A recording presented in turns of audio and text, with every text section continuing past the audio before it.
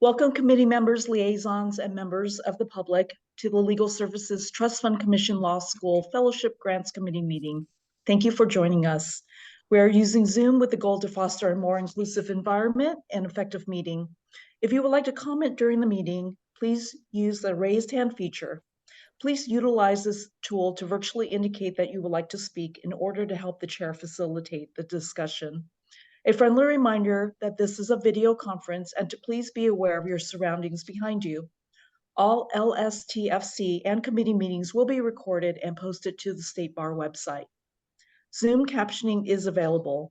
To enable, select live transcript at the bottom of your Zoom screen, then select enable auto transcription. Thank you. Okay. Well, welcome everyone to our Legal Aid Leaders Fellowship Grants Committee. I'd like to welcome everybody for our first meeting. And I thought it would be helpful to do an introduction. So I'm Vanetta Campbell. I am, this is my actually second year serving on this committee. I'm serving as chair, and I'm a professor at California State University, Long Beach, School of Social Work. So welcome. Okay. Why don't we go next? I'm going to start with Lauren. Hello, everyone. I am a senior, I'm Lauren. I'm a senior program analyst in the Office of Access and Inclusion, and I'm excited to be working with the committee. Okay, thank you, Lauren. Welcome. Novella? I'm Novella. I'm a member of the Council on Access as Fairness, and I also work at the California Civil Rights Department. Okay, welcome, Novella. Efren?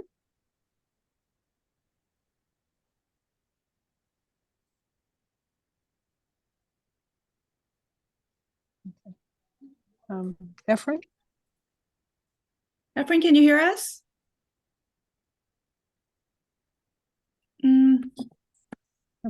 Okay, Efren can't hear. Elizabeth. Sure. Hi, everyone. I'm Elizabeth Hom. I'm the program director in the Office of Access and Inclusion, and am very happy to be the staff lead on this grant. Okay, great. And Shannon? Hi, I'm Shannon Crossley. I'm a program coordinator in the Office of Access and Inclusion. Hello. Okay, Colleen? Hi, everyone. My name is Colleen Cito, Program Analyst with the Office of Access and Inclusion. Nice to meet everyone. Okay, and we're trying to see if Efren's can hear us. Shannon, can you email him? Thank you. Oh. Okay, and welcome. And Judge Rosie. We're just doing introductions. We're just doing introductions. Your timing was perfect. Oh, good. Can you hear me okay? Yes. Great. Sorry, I had to move to the courtroom. I'm Judge Kristen Rosie, Chief Judge at the California Department of Insurance and the chair of the State Bar's Council on Access and Fairness. Okay, great. Welcome. Okay, we're able to reach Efren? Not yet. No response yet. Okay, let me see. Shall we proceed with the roll call? Sure. Escobedo? I don't think he can hear us. Okay, Coleman? Okay.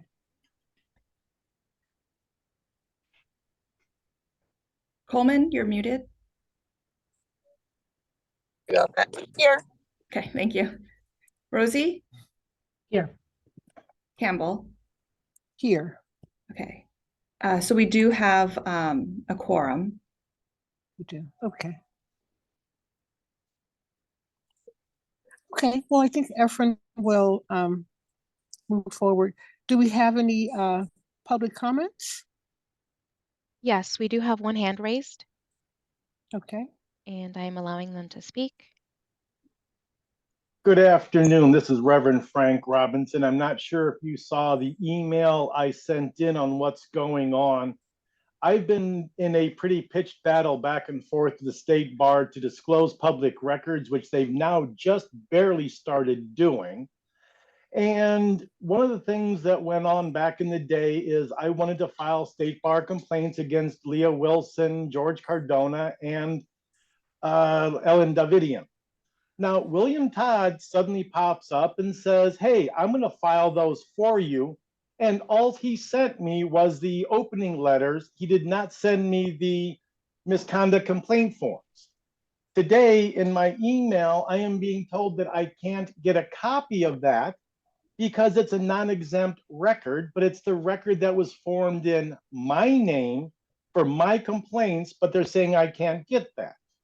But the bigger situation that the state bar has is, if you're not aware of it, there are 9 meetings from 2020 that exist only around the executive director search committee that they can't find them.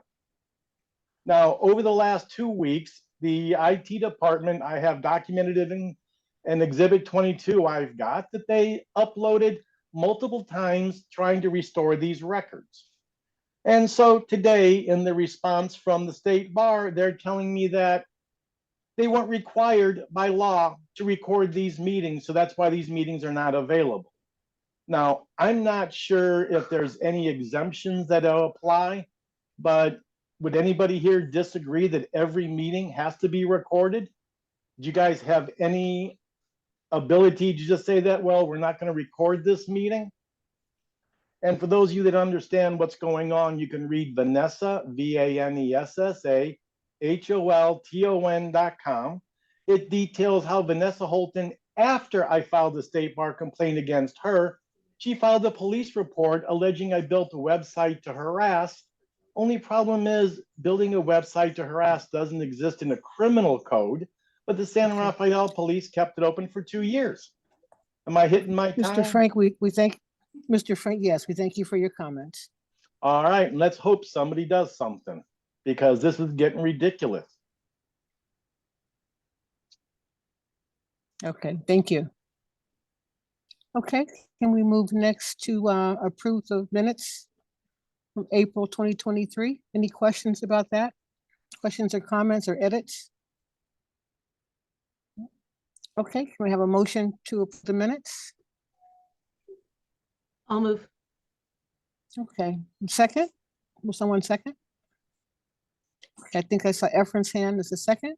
Can you hear us, Efrain? Yes, now I can. Oh, perfect. Great. Okay. Great, okay, Yeah. okay. All right, all in favor, say aye. Oh, I need to do a roll call vote. Oh, I'm sorry, Yeah, yes. Okay. Thank you, Elizabeth. Escobedo, Here. Coleman, Yes. Rosie, Yes. Campbell. Yes, Okay, so motion carries. okay, great. Actually, before we move into the presentation, Elizabeth, can we just have Efren do a brief introduction? Oh, great. Yes. Great, happy to. Hi, Efrain Escobedo. I'm new to the committee and appreciate the opportunity to serve. I'm new to the commission, having joined just a few months ago. I'm based in Los Angeles County, and I currently serve as the president and CEO of the Center for Nonprofit Management, and spent the last 8 years before this 8-month run so far in philanthropy, working with the California Community Foundation as their vice president. So excited to be learning a lot on the commission and excited to be part of this committee. Okay, Efren, thank you so much. Welcome. Thank you. Okay, Elizabeth? Okay, so let me share my screen with the presentation. Hold on just one moment.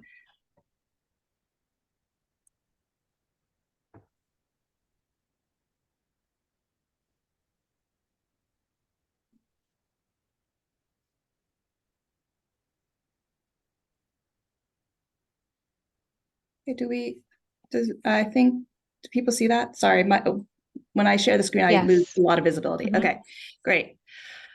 So we have one item on our agenda today that we need to go through and it is to review the request for proposals for the Legal Aid Leaders Fellowship Grant. I have a presentation that I'm going to walk through today. And these are the items that I'll walk through with you all. First, I'll go through the background of the grant, a summary of the 2023 cycle, some feedback and lessons learned. We'll review the grant making timeline, our scoring criteria, the proposed rubric, grant parameters, application, reporting, and then I have a proposed resolution drafted for you. As you all know, Business and Professions Code Section 6410.03 authorizes funding for these grants. The goal of the statute is to fund law student summer fellowships for the purpose of supporting law students interested in pursuing a career in legal services for indigent persons. This was a result of a lot of some advocacy. Excuse me, Elizabeth, Yes. can you make your screen full screen? Yeah. Yep. Great, thank you. You see that now? Great, thank you. As a result of advocacy due in large part to the recruitment and retention crisis in legal aid, and as our 2019 California Justice Gap study showed, interning at a public interest organization is the strongest predictor of whether a law student will continue a public interest career after graduation. So as you can see on the screen, the statute authorizes that $5 of a $45 contribution for legal aid on the attorney licensing fee statement would fund the law student fellowships. It requires that this be a competitive grant process open to our QLSPs and our support centers. And it notes a preference for fellowships serving rural or underserved communities and that serve clients regardless of immigration or citizenship status. This statute is authorized from January 1, 2023 through December 31st, 2024. So we have 2 cycles of this grant to administer with a hope that the legislature will reauthorize this. So for 2023, we had a cohort of 81 law students from 31 organizations be funded. That's 76 funded by the Legal Services Trust Fund Commission, and then 5 funded by Change Lawyers. We, as you will recall, we partnered with Change Lawyers so that they could help provide training, professional development, and networking opportunities, and so that our cohort of law students could join their cohort of students as well, and their cohort of alumni. And so that as a result, we were able to put on, I believe, 5 or 6 webinars, as well as some in-person networking events for the fellows. Because it was our first year providing this funding, we did have many feedback opportunities. In April, we did a debrief with the committee, and we also engaged informally to get feedback from our grantees and with law school representatives. More formally, this grant does have an evaluation that grantees are currently completing. And then we also surveyed law students, we are still collecting those surveys from the law students. So we hope to provide a summary of the grantee evaluations and the law student surveys at a future meeting. So in terms of the feedback and lessons learned, they really are in these kind of 3 buckets. One is related to the timing of the 2023 cycle. And then the second is related to clarity of the selection criteria descriptions. And the third is related to the rubric score weights. For the funding preferences, the committee feedback was that the scoring weights didn't seem provide meaningful differences when kind of looked at as a whole. So those are the kind of 3 areas that kind of informed how we are what we are presenting here today. So in terms of the grant timeline, funding decisions for our summer 2023 grants were made in late April.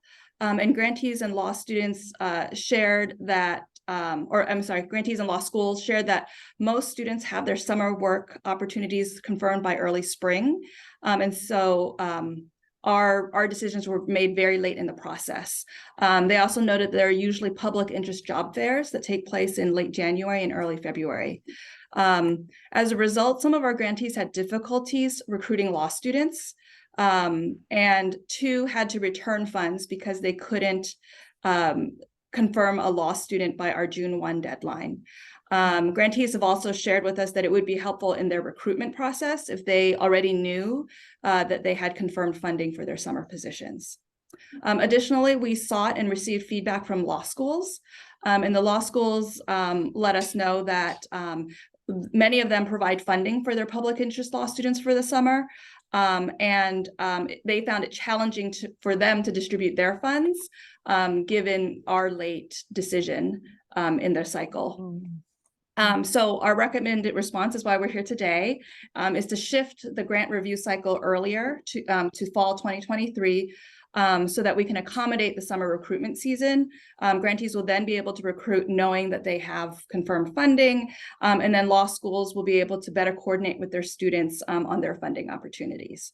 However, there are some impacts of shifting the review cycle to this fall. It doesn't align with our already established Legal Services Trust Fund Commission meeting schedule, which will result in an atypical process for approving the RFP. And then revenue collected for this grant is collected during the State Bar's attorney licensing fee cycle. And our total revenues won't be known until March 2024. So I'll go over how those impacts impact our calendar on the next slide.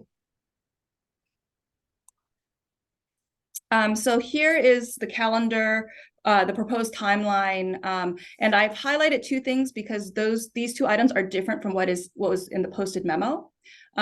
We actually have a little bit more leeway in timing, and so the dates are different for the 2 lines that are highlighted.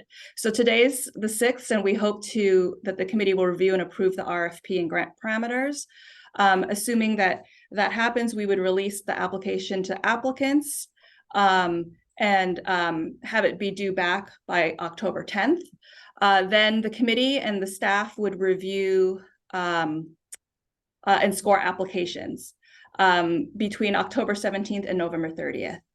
And in the week of November 6th, we would hold a committee meeting to calibrate application review and scoring so that we're all kind of using the scoring rubric similarly, and maybe answering any questions that you may have related to how to use the rubric. For those of you that are familiar, typically the Trust Fund Commission would approve a discretionary RFP, but because we don't have a meeting until November, at the November meeting, we would ask the Commission to approve the RFP at that time, and then delegate authority to the Executive Committee to approve the grant awards. Doing this would then allow us to be able to let our grantees know before the end of the year whether they have confirmed funding. As I mentioned, we are collecting the revenue during that time. And so we won't know the final revenue amounts until March. And so that's why we're proposing an April meeting once we have kind of that final revenue amount to confirm the final grant awards. Staff, we will, I have a slide later in the presentation on the revenue that we collected over the last several years. And so we will make some projections so that we can make those funding decisions before the end of the year. And so I just want to pause here for a moment to ask if there are any questions. Okay. And then, so just, I want to quickly just let you know that what the grant review process will look like. We will have 2 working groups. Working group 1 will be Vanetta and Novella, and working group 2 will be Efrain and Kristen. Colleen and Lauren will each lead one of the groups, and I will participate in both. And each group will review half of the applications received, and staff will review the entire set to provide continuity. And then each working group will meet 2 or 3 times to review your set of applications. And then when we meet again in the first couple weeks of December, we will compile all of your rubric scores and have some recommendations related to funding awards.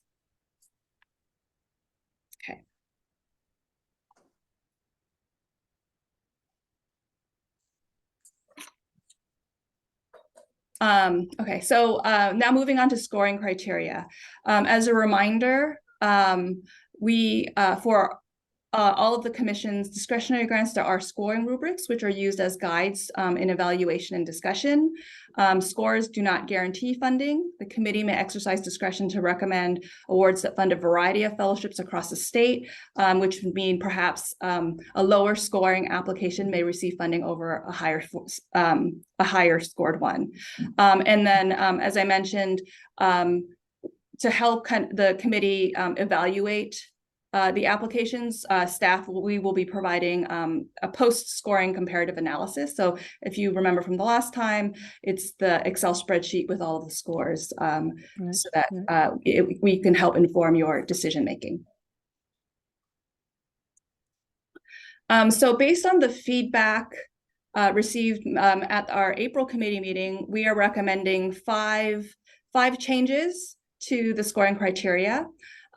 Here on your screen, you'll see the first is to revise the rubric description for the impact category so that this will focus more on the work that the student will be doing, as well as the organization's experience and expertise in that work. Next, we are proposing to add an organizational benefit category to capture the larger impact that the funding for this fellowship would have.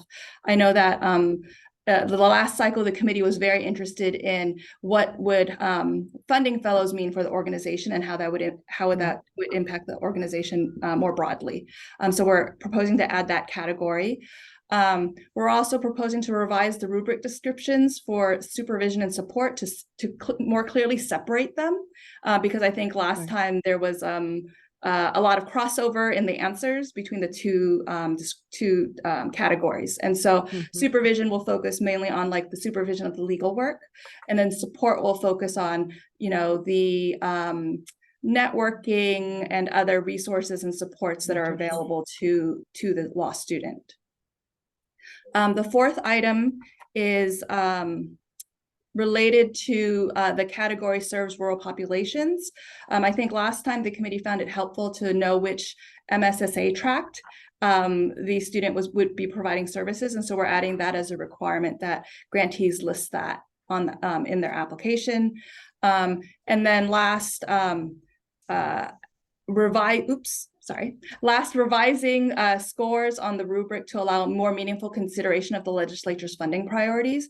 So last time, the funding preferences had a cumulative score of 12 points, and for this cycle, we are recommending that we have a cumulative score of 30 points so that it would be weighted more. Are there any questions before I move on? Elizabeth, I have one quick question, sorry. Yes. Will you be showing us what that rubric, the revised rubric looks like later on the slides? Thank you. Yes, and actually on my next slide. Just held my question, there you go. There. So here is the first part of the rubric. So these are the descriptions for the selection criteria. So impact, organizational benefit, supervision, support, and recruitment. So I made the descriptions a little larger, so hopefully it's easier to see, but you can see at the top, this will it'll be a total of 70 points from this section. And then on the next slide, these are the funding preferences. So serves rural populations, serves underserved populations, serves clients regardless of immigration or citizenship status. So as I mentioned, this we would like to weight at 30 points, so a maximum of 10 for each of these categories.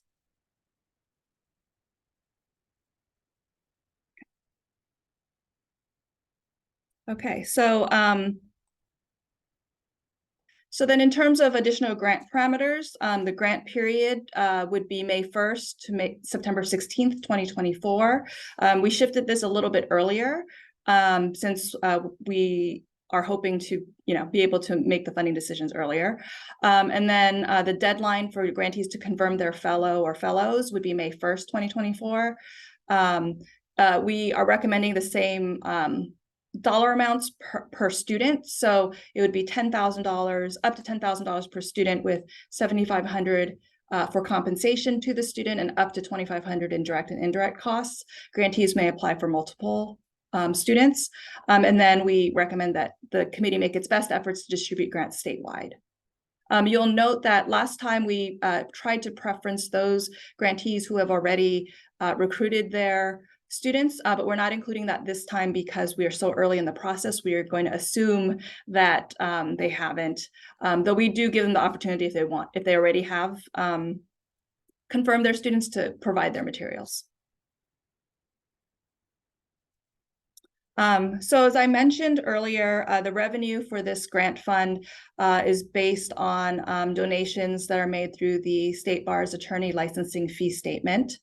We collect those fees between December 1st and February 1st. And so in the past 3 years where we've had this additional $5 added to the donation for this fellowship, and in the past provisionally licensed lawyer fellowships, these were the revenue. This was the revenue collected, and so we will do a conservative projection that for 2024 that we will use as we make our funding decisions. And as I mentioned too earlier, we did have a couple of grantees who weren't able to utilize the funds this year, so those funds will roll into this year for 2024. Just a note that the statute doesn't allow administrative costs for this grant, so the total collected all goes out into the fellowships.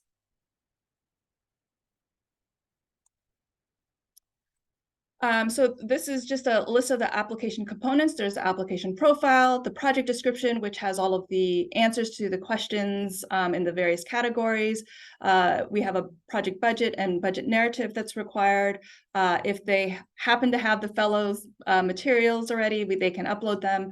And then we are making one addition to the project assurances, and these are requirements of the grantee. We're asking that they facilitate and encourage their fellows to participate in our fellowship surveys and any of our programming, whether in person or remote.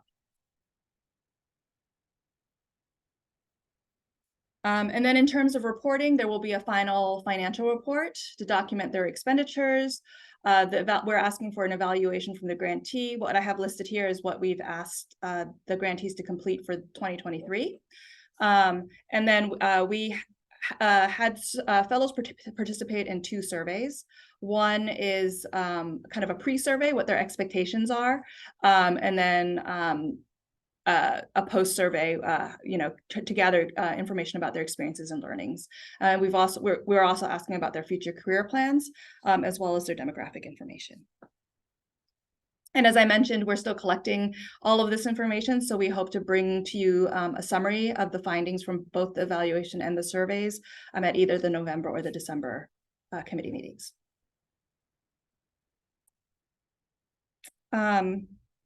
So are there, my next slide is the proposed resolution. So if there are any questions, I can answer them now, or we can go to the resolution. I see Novella's hand raised. Is that right?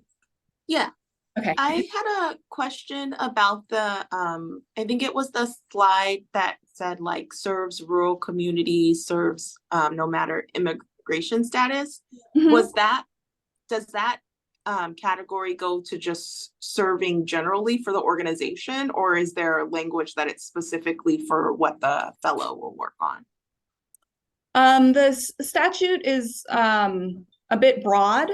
I think last time it just says that preference shall be given and lists those categories. I think last time the committee interpreted that the student would be providing services in those areas. Okay. Okay. Thanks.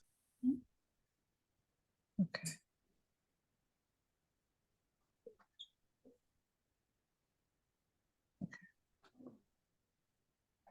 Any other questions? Oh, Vanetta? Okay. Or Oh, hi, Elizabeth. I was just wondering, do you know offhand how much of the funds from 2023 will be rolled over? I believe it's about $20,000. Okay. Yeah. Okay. Thank you. And then we also anticipate that California Change Lawyers would also fund some fellows. They've made that commitment. Okay, great. Thank you.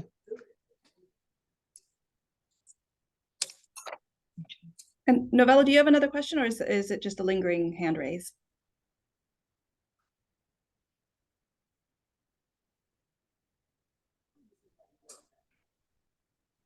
It's a lingering one. Okay. So Trying to figure out how to take it down. okay, no problem. Okay, if there aren't any other questions, then we can review the proposed resolution.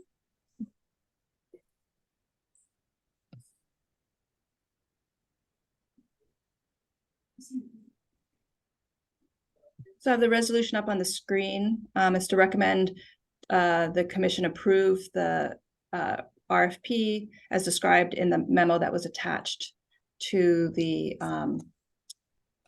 to our meeting agenda today. Okay, will someone make a motion? I'd love to move to approve the resolution. Okay, a second? I can second. Okay, Ms. Will you call the roll? Escobedo, Yes. Coleman, Yes. Rosie, Yes. Campbell. Yes. Great, motion carries. Thank you. Thank you all so much. Excuse me, we have a hand raised. One moment. It's Rianne Pacheco from LAC. I'm going to promote her.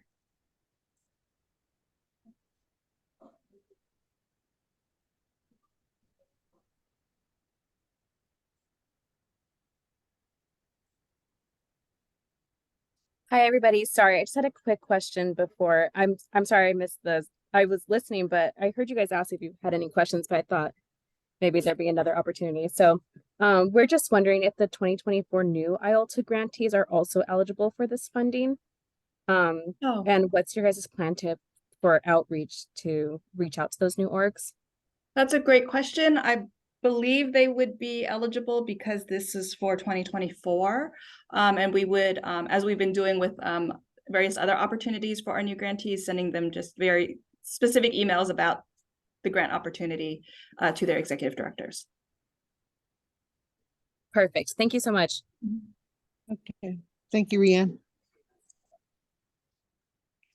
Okay, are there any other waiting for public comment, Shannon? No. Okay. Shall we move to adjourn the meeting? Yeah, sorry, just one quick announcement. We will be sending you an email with various doodle polls shortly to get all of the working group and upcoming committee meetings scheduled. So please be on the lookout for that. Okay, well, thank you so much. We're excited to be on this committee again. It's very purposeful, prepare future law students to work in the public sector. So we appreciate everybody's contributions. Have a great day. Thank you, everybody. Elizabeth, can you hold on for just a moment? Sure.